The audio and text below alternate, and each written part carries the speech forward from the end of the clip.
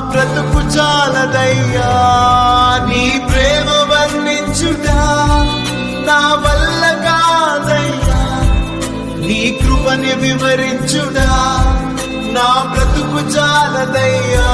తండ్రి దేవా